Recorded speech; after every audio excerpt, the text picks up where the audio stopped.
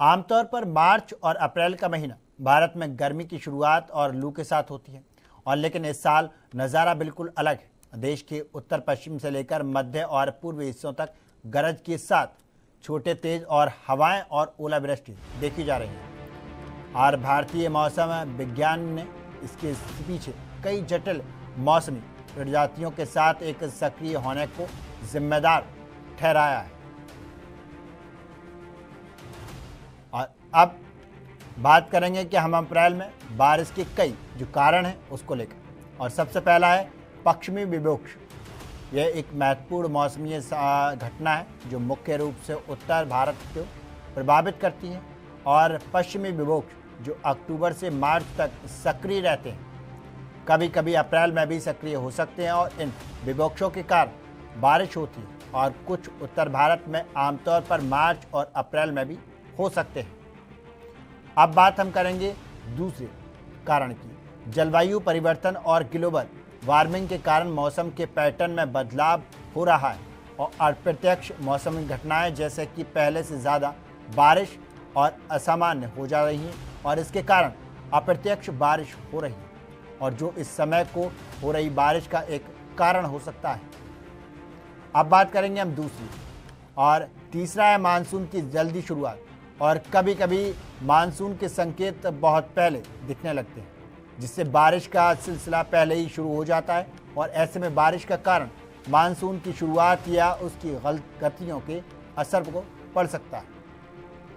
और अब चौथी आर्द्रता और तापमान का बदलावट और उत्तर भारत में बढ़ते तापमान और अधिक आर्द्रता के कारण ही बारिश हो सकती है और गर्मी के समय वायुमंडल में जलवायु का संक्रेदित बढ़ जाता है और जिससे बादल बने रहते हैं और बारिश होती रहती है। अब बात करेंगे पांचवें और मुख्य कारण की। नल नीलो और ला नीन यह जलवायु घटनाएं हैं और जो बारिश के पैटर्न को प्रभावित करती है और अल नीनो और ला नीना के असर से तापमान में बदलाव होता है जिससे सामान्य मौसम का पैटर्न बदल जाता है और बारिश की संभावना बढ़ जाती है। ज़्यादातर इसमें हमने देखने को मिला है कि अक्सर इसमें बारिश की जो संभावना है वो बढ़ जाती है। और अब बात इस बेमौसम बारिश का सबसे बड़ा कारण पश्चिमी विक्षोभ। आज हम बात करेंगे पश्चिमी विक्षोभ के बारे में कि पश्चिमी विक्षोभ आखिर क्या है। पश्चिमी विक्षोभ यानी कि वेस्टर्न डिस्टर्बेंस भारतीय उप महाद्वीप के उत्तरी इलाकों में सर्दियों के मौसम में आने वाला एक ऐसा तूफान है जो उत्तर भारत और पाकिस्तान नेपाल से गुजरते हुए एक दायरे में आने वाले वायुमंडल की ऊंचे तटों में भूमध्य सागर और महासागर और कुछ हद तक कैस्पियन सागर से नमी लाता है और मौसम में बदलाव लाता है और ऐसी स्थिति अभी बनी हुई है और इसी का असर बालौद के मौसम पर भी पड़ता है और हवा के ऊपरी भाग में चक्रवाती हवा का घेरा बना रहता है और यह अफगानिस्तान, पाकिस्तान से कश्मीर और हिमाचल और उत्तराखंड तक पहुंचता है। जो हमने बताया ये पश्चिमी विक्षोभ था। अब बात हम करेंगे पश्चिमी विक्षोभ सिर्फ पश्चिम में ही क्यों आता है, बाकी दिशाओं में क्यों इसका असर देखने को नहीं मिलता। और यह एक सिस्टम दरअसल पश्चिमी हवा की धारा से जुड़ा है और धरती पर हवा चारों दिशाओं में चलती है लेकिन ऊपरी वायुमंडल में पश्चिमी हवाओं का दबदबा है और यही हवाएं इन विक्षोभों को भारत तक खींच लाती है। और उत्तरी दिशा में आने वाले मौसम तंत्र अक्सर बहुत ठंडे होते हैं और साइबेरिया जैसे इलाकों तक सीमित रहते हैं और दक्षिण की तरफ से मानसून आता है और जिसे हम पश्चिमी विक्षोभ नहीं कहते बल्कि दक्षिणी और पश्चिमी मानसून कहते हैं। और पूर्वी हवाएं ज़्यादातर बंगाल की खाड़ी और अरब सागर के आसपास असर डालती हैं और वैज्ञानिक रूप से देखें तो भारत में मौसम पर सबसे गहरा असर पश्चिमी विक्षोभ का पड़ता है। और अब बात करेंगे हम तीसरे और मेन टॉपिक की। पश्चिमी विक्षोभ का असर भारत पर क्या पड़ता है।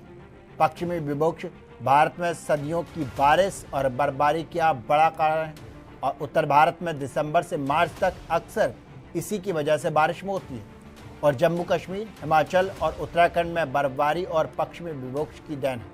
और किसानों के लिए ये भी बेहद अहम है क्योंकि रबी फसलें जैसे गेहूं, चना और सरसों को समय पर पानी मिलता है।